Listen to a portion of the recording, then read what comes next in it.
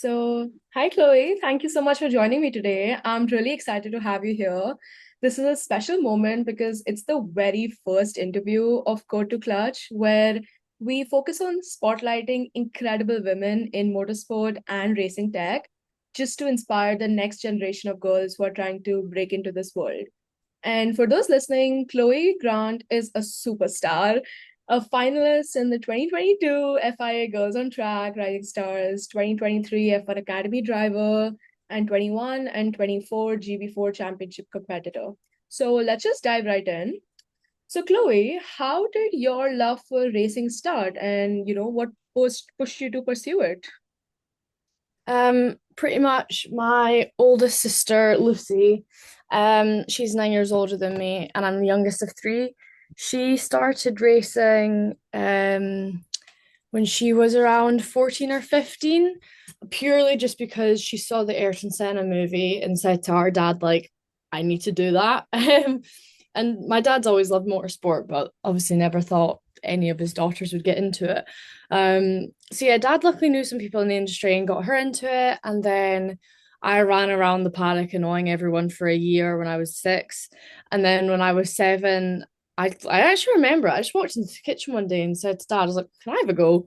And I had to obviously get a brand new, like a completely different cart because I was so much younger than Lucy, I couldn't drive hers. Um, and yeah, pretty much just started then. And at first it was just a hobby and eventually it grew into more. That's great. Honestly, that's how it starts. And I'm so excited to see, where you're gonna go ahead.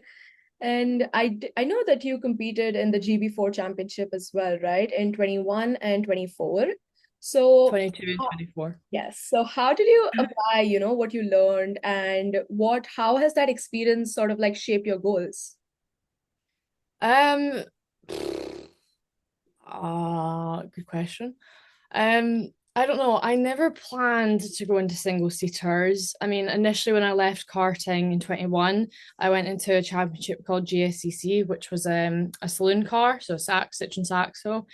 Um, yeah, and I kind of from then on I planned on going to the GT route, and then I was just very, very fortunate enough to get Laser Tools come on board as my main sponsor for 22, and they wanted me to do GB4.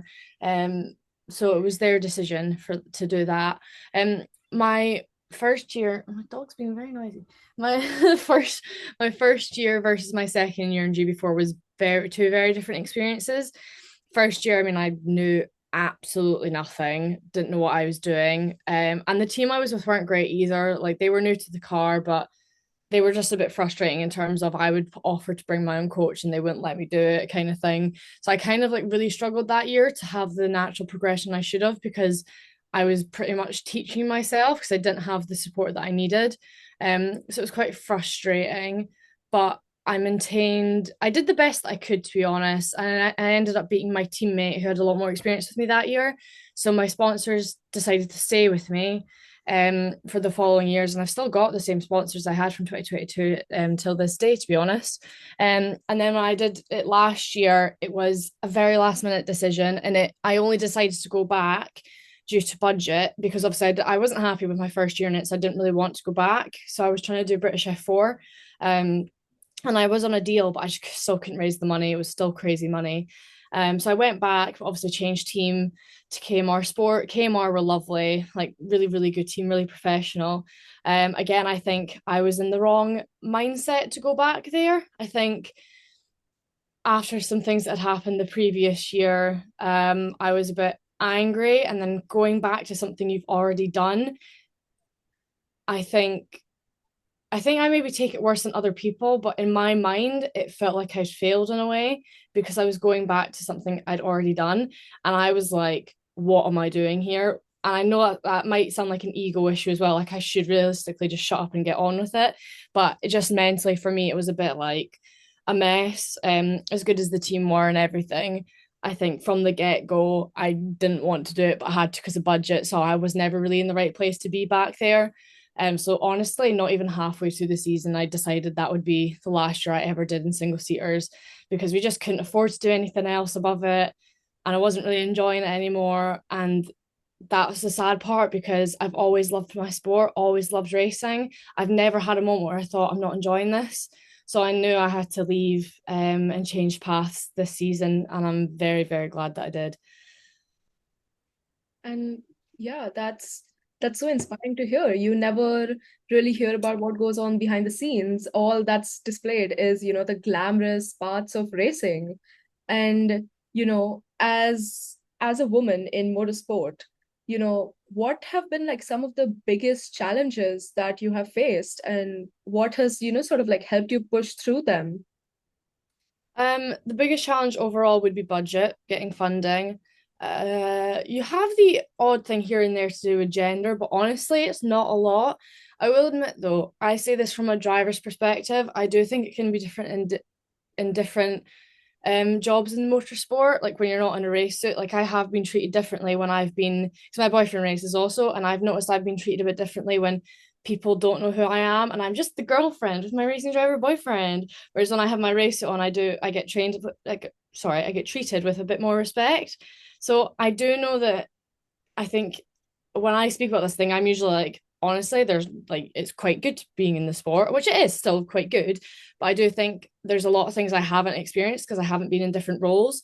So I get a bit cautious speaking about that now. But from a driver's perspective, it's pretty good.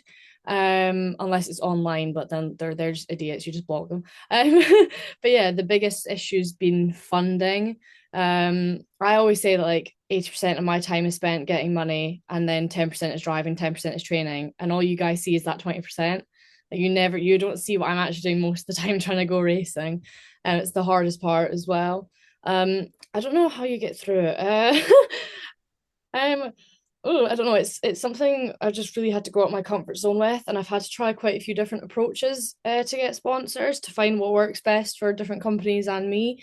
Um, it gets a bit draining at times. There has been some years where it's been like, oh my God, we did it. Like we've raised a full budget. And there's been other years where it's been like, we're getting there, but we need more, we need more. And that's more frustrating when you're like, you're trying to focus on driving, but then you're also trying to still get the budget to finish the season. Like that's what we had last year, even in GB4, and it was really frustrating. Um, and then this year, we didn't manage to get any budget together because we didn't know what we were doing. And I still somehow got given an opportunity, which I can't believe it's come about, to be honest. So, yeah, I think I got quite angry in the past year or two, but the way that it's ended up now, I think everything happens for a reason. Um, yeah, I've still got my sponsors by my side, but it is difficult, but we've managed to get there somehow. Yeah, and that is great to hear. And again, just how you said that we never actually see what goes on behind the scenes and how tough it has been. So, from like your point of view as somebody who wants to progress, in the world of motorsports, how do you think like what would sort of like attract global attention or bigger sponsors to especially women in racing? I don't know. I kind of just think it's like the oh goodness, Sandy. Goodness, she's making lots of noise. I just think it's like the living crisis that we kind of have like in the UK right now. Like it's just impossible to afford to live, and businesses are struggling a bit more. Um, I'm kind of not. This kind of isn't answering the question, but it's something that's come to my head. Just for any female drivers who are out there getting sponsorship, I know a lot of big companies that I've gotten close with, even like a couple of my sponsors, and then even like just people I know that have never sponsored me, that they'll actually be like, look at this proposal I received.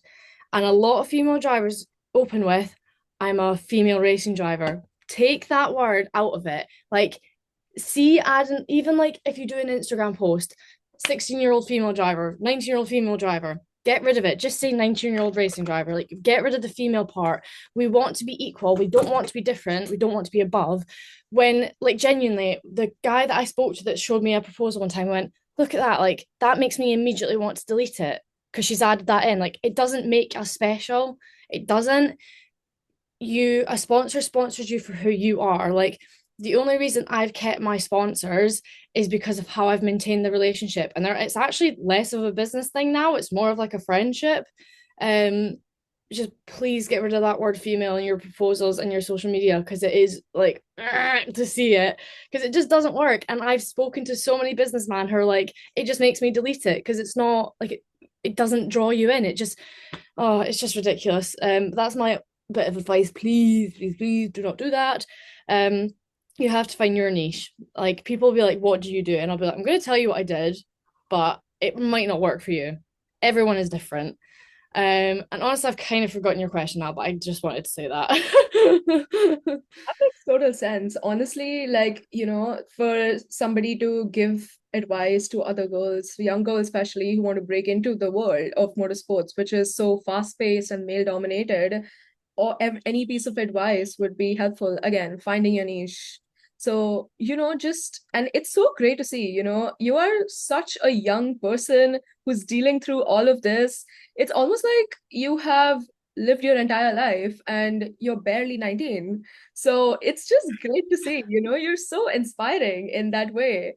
And, just going ahead, what are your goals for the year? What are your things for next season? What plans do you have going forward? uh, um, so I will be doing the next round of Porsche Challenge Iberica in Valencia next weekend, which I mean, it's not like it's a secret, but I'll do like a post next Monday and people will know. Um, so yeah, I'm doing that, which I'm very excited about, and then I'm hoping they'll allow me to finish the season because it's a funded seat, so I'm not paying, which is like insane. So at this current moment in time, I've made it. I'm not making money, but I've made it because I'm not paying, which is stupid. So I hope I'm allowed to say that. Oh well. So I'm hoping I can finish the season. I would imagine I'd have to bring some budget to finish the season, to be honest. And then there is one thing I'd like to do. I don't know if we can, but there's one round of a bigger championship I'd like to make a guest appearance in before the end of the year. Just to get my name a bit further out there in the GT world. I don't know if that's going to happen, but it's what we're trying to do. Um, and then next year, honestly, right now I haven't got a clue because everything was so last minute, and even like I only found out about Valencia 2 days ago. Everything's like up in the air right now. So I have no idea. I think right now, if I this is the thing, if I focus too much in the future, I can like fixate on it and make mistakes in the present. So I think right now I need to enjoy this opportunity that I have and do the best with it what I can and hope that whatever my best is, it gets recognized and I get more opportunities. Honestly, wherever they are, I don't care. I just need the experience right now. Yeah, I have no idea. We'll just see where the wind takes me. And yeah, that's great. Sometimes, the best comes out of the unexpected. So Yeah. yeah, we can just hope for that. And so, we're coming towards the end of this, and I just want to ask, lastly, do you have any message to any young girls who are watching and have like a dream to work in motorsports or as a driver? Yeah, I mean, could be pretty basic and say just go for it. I think, yeah, don't be afraid to do it because once you're in it, it is actually like such a good sport to be a part of. Like the people are really, really nice in it. So yeah, just don't be afraid, go for it. Like I said, because I've done it in the past, I've been so fixated on where I want to be that I'm not enjoying where I am, and then I regret it in the future. So I think I'll make a few points. Is just go for it. Work really, really hard, but enjoy every second of it. Because it is such an unpredictable sport. Like for the worse and for the better, you never know what can happen. So yeah, just take it all in. Yeah, you have to go to your comfort zone. It's everyone's first time living, and life is actually much shorter than we think. So you'd be better to say, I wish I didn't do that than I wish well, instead of I should have done that, and you don't know what it would be like. So yeah. And great words. Thank you so much for, sharing your journey and your energy with us today. And it's been such an honor to have you kick off like this series.